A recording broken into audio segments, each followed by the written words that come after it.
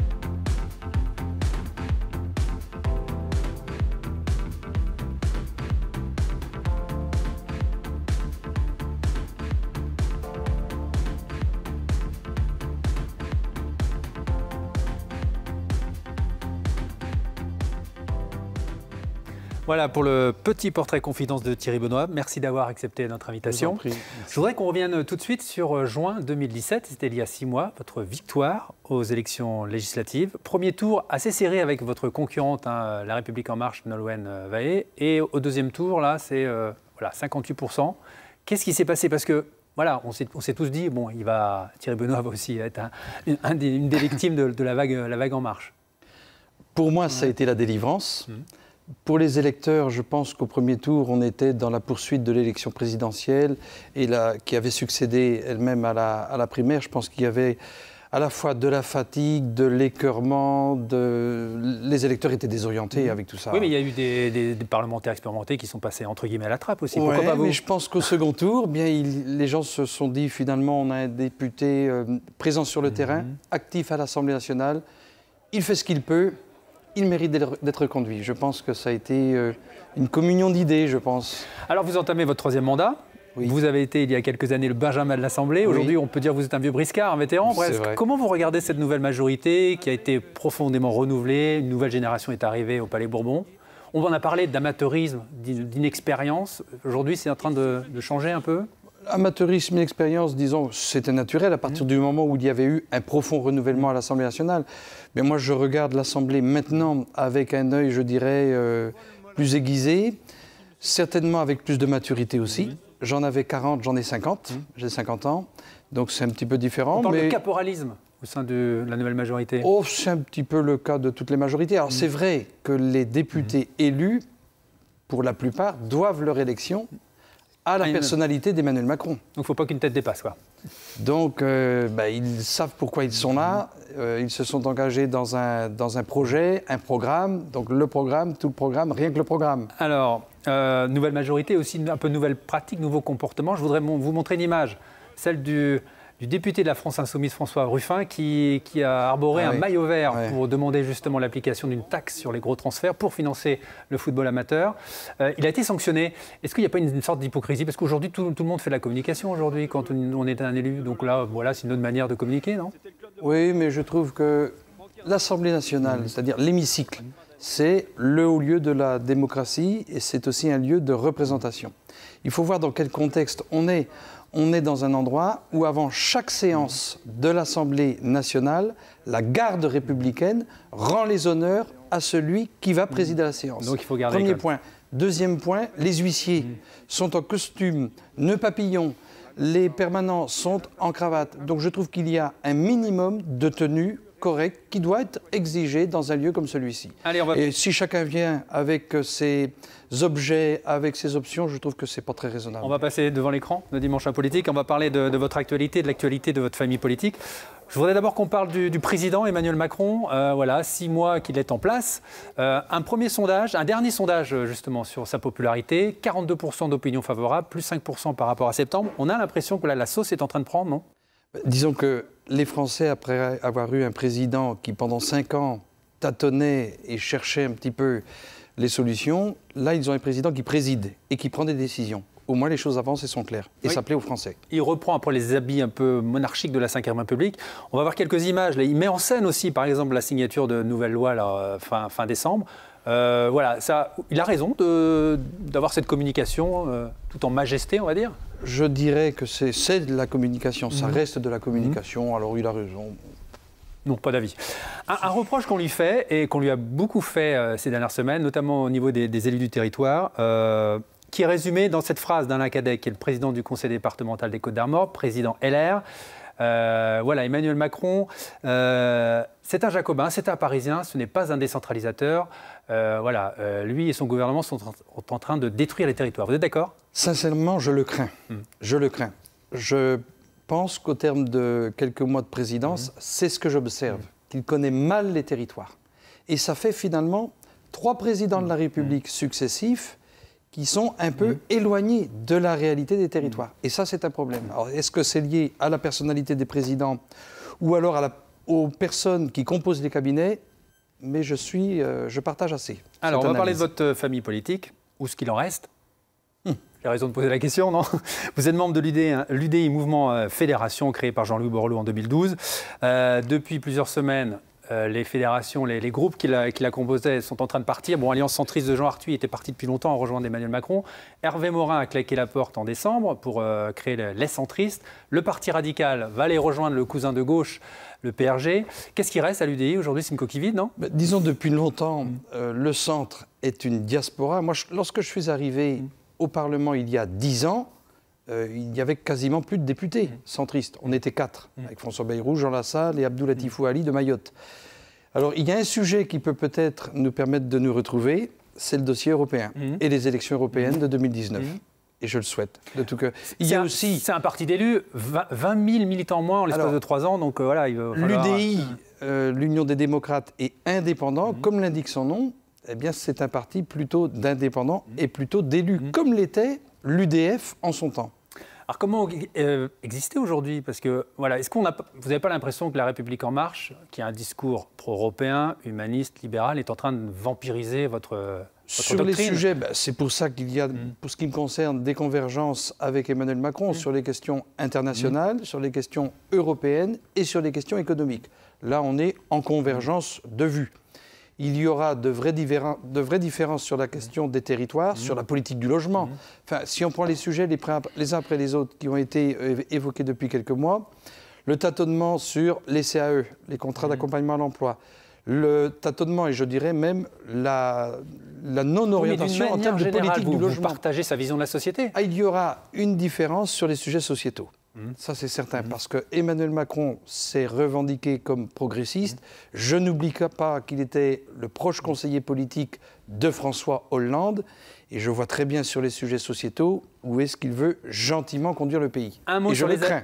Et j'ai des craintes là-dessus. Un mot sur les alliances. Jean-Christophe Lagarde, le président de l'UDI, a tranché. Il n'y aura plus d'alliance avec les Républicains.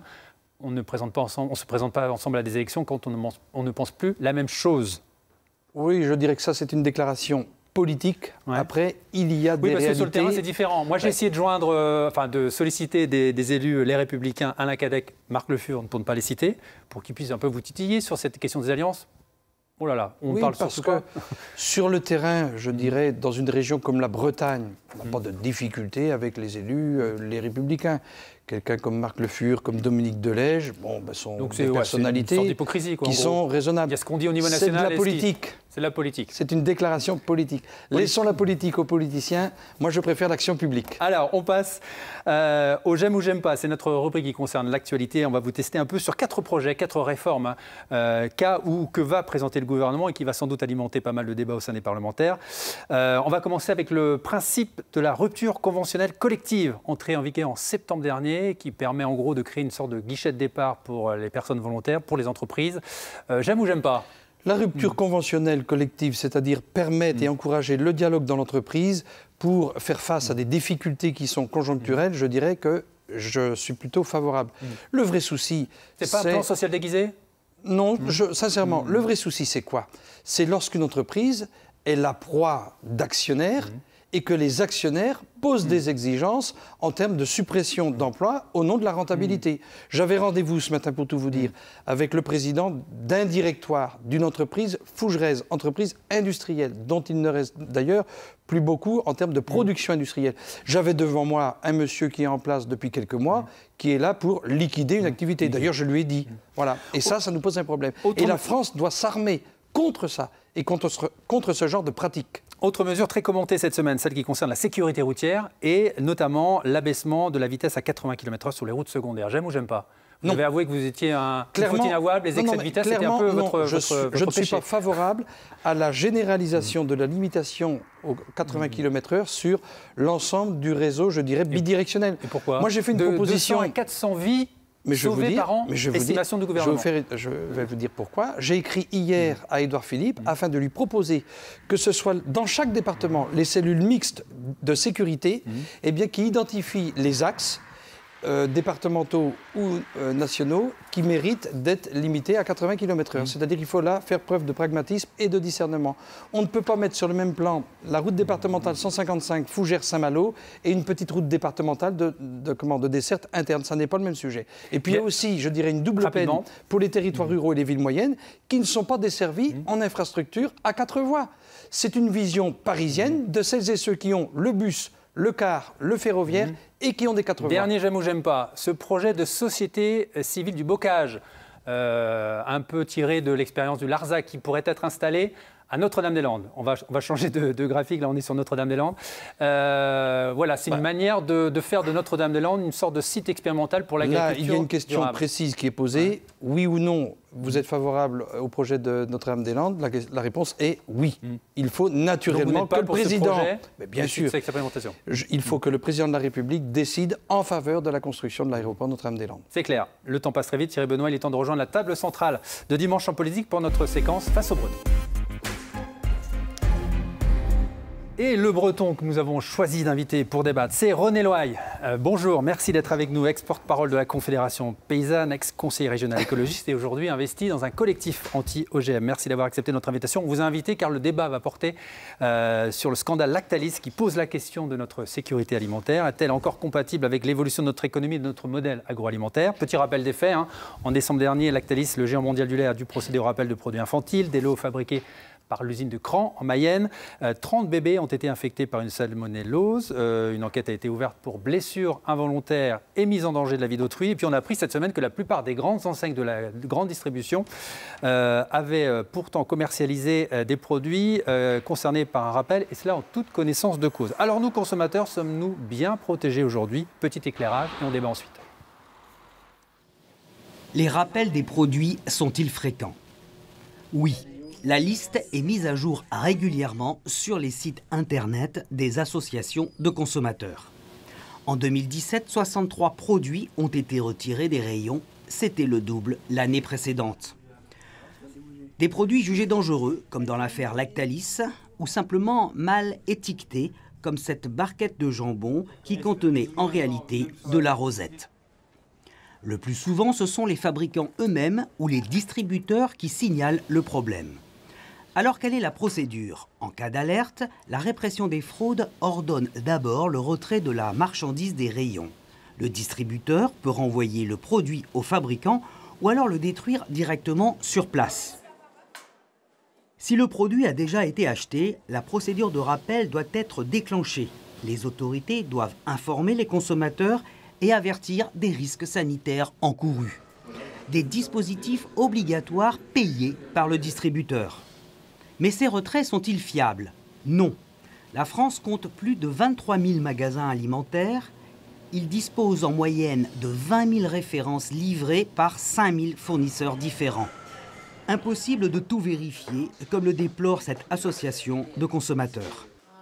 Des entreprises qui font ce qu'ils veulent et qui ne prennent pas les choses suffisamment au sérieux, une administration qui n'est pas capable de toute façon de contrôler tout le monde, et on a des scandales encore aujourd'hui, en 2018.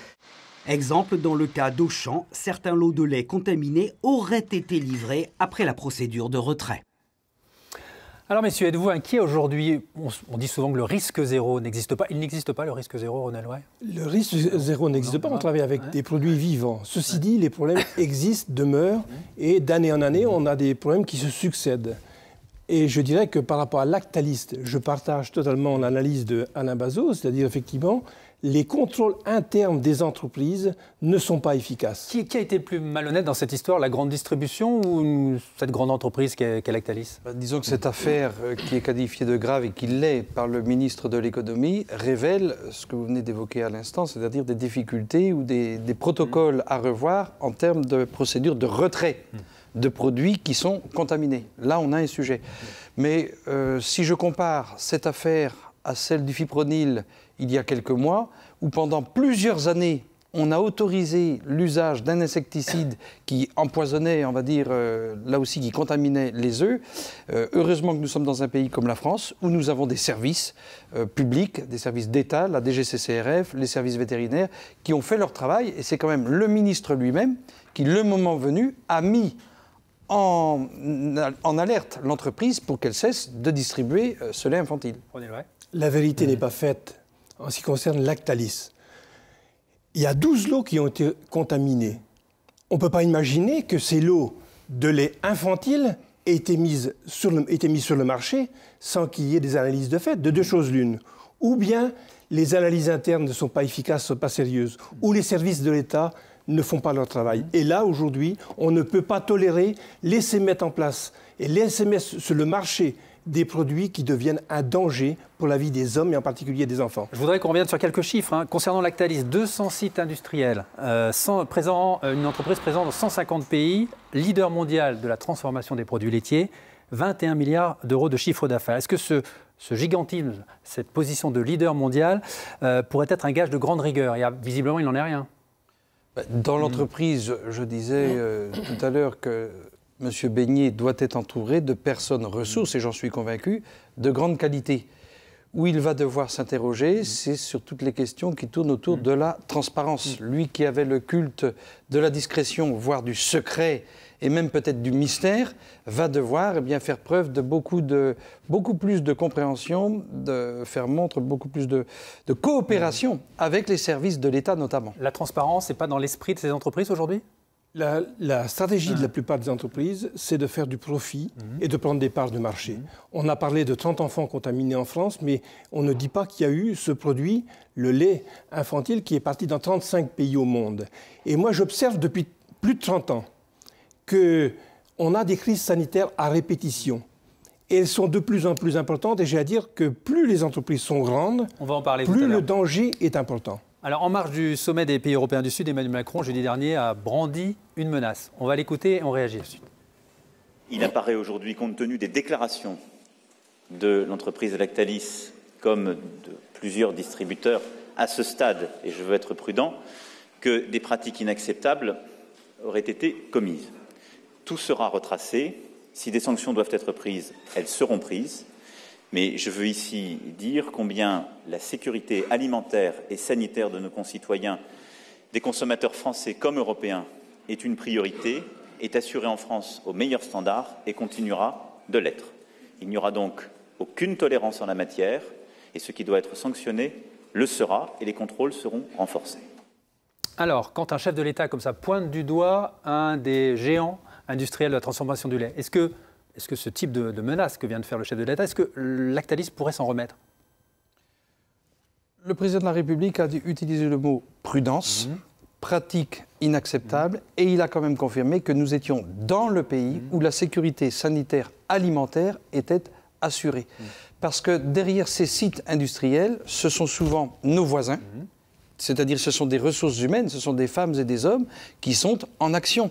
Moi, j'ai une pensée naturellement pour les nourrissons et les parents des nourrissons qui ont ingéré ces produits, mais j'ai une pensée aussi pour les employés, pour les salariés de ces sites industriels, je pense aux responsables de fabrication, et à celles et ceux qui travaillent et qui cherchent justement d'où vient le problème qui est évoqué par ces présences de salmonelle. Il pourrait y avoir d'autres victimes collatérales, je pense aux producteurs laitiers par exemple? Alors, c'est évident, et dans cette affaire-là, les producteurs peuvent être les premières victimes.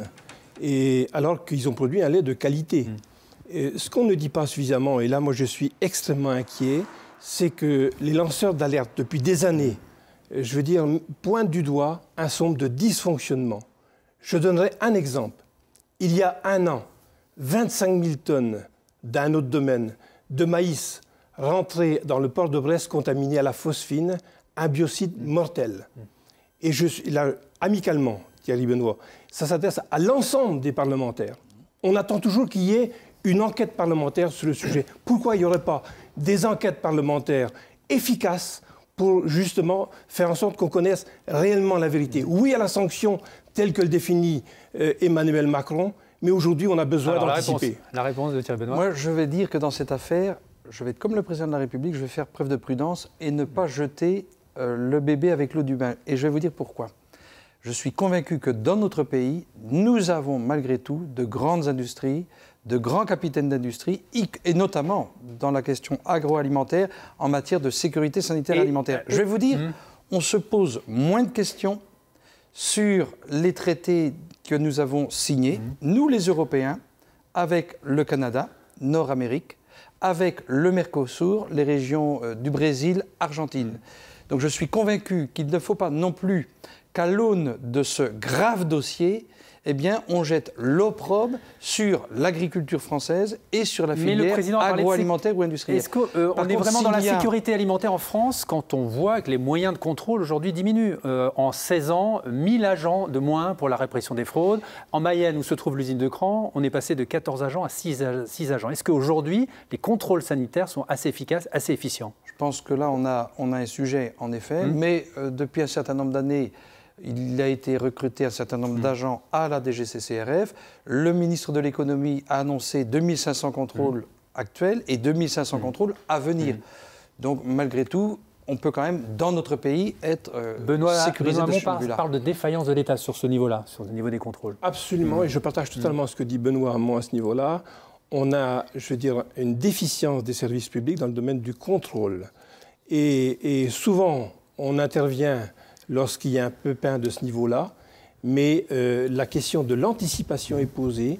Et aujourd'hui, à travers le dossier Lactalis, on doit reposer la question des autocontrôles, des politiques d'autocontrôle faites par les entreprises. Là, il faut qu'on sache si réellement les services de l'État ont pu surveiller le travail fait dans l'entreprise Lactalis. On ne peut pas laisser imaginer une seconde que des quantités de lait infantile aient été mises sur le marché sans qu'on ait eu des échantillons efficaces. Pour terminer, de manière plus générale, quelles leçons tirer de ce scandale, cette polémique? Finalement, est-ce qu'on n'est pas arrivé au bout d'un système qui favorise l'hyperconcentration des entreprises, l'hyper-rationalisation des moyens de transformation?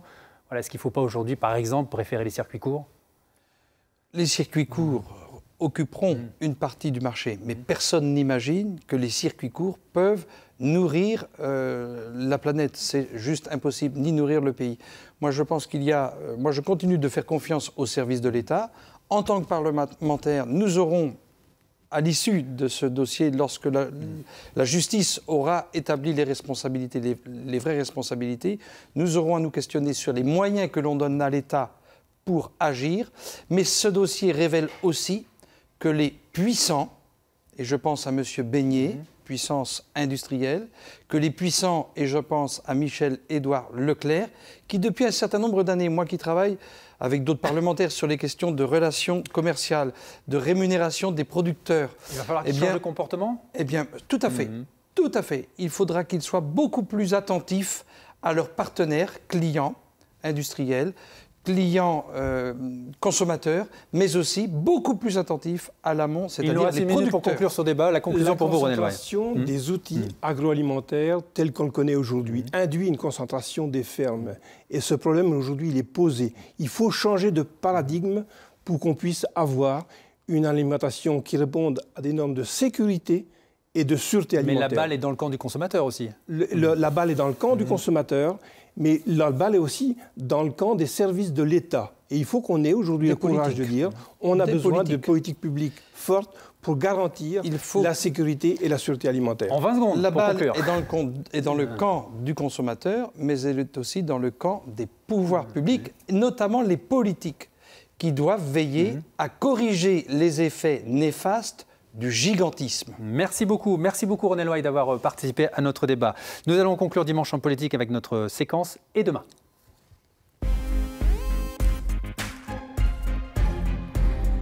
Et demain, illustré à chaque fois par le dessin de Loïc Schwartz. Loïc qui a choisi d'évoquer votre pépin de santé l'année dernière, Thierry Benoît. On peut l'avouer, hein, vous avez communiqué, vous avez eu un problème cardiaque, vous avez été opéré. Est-ce qu'après ce genre d'événement, ce genre de parcours d'épreuve, est-ce qu'on réfléchit un peu sur la manière de conduire sa vie, et notamment de faire encore ou pas de la politique? Lorsque vous m'avez demandé d'évoquer un défaut, j'ai dit la passion. Parce que la passion, ça vous aveugle un petit peu, ça vous concentre sur ce que vous aimez à titre personnel, mais ça vous fait mettre de côté certainement, ça fait des sacrifices du point de vue familial, professionnel et aussi du point de vue de la santé. Donc j'ai appris depuis que j'ai eu ce pépin de santé à faire la part des choses. Merci beaucoup Thierry Benoît, merci beaucoup d'avoir participé à Dimanche en politique. Émission que vous pouvez revoir en replay sur notre site bretagne.france3.fr. Nous sommes également présents sur les réseaux sociaux. La semaine prochaine à 11h, lors du débat, Antonin Biet évoquera le dossier des énergies renouvelables en Bretagne. Nous on se retrouve le 26 janvier. Notre invitée sera la députée européenne Isabelle Thomas. Tout de suite l'édition de la mi-journée. Passez tous un excellent week-end.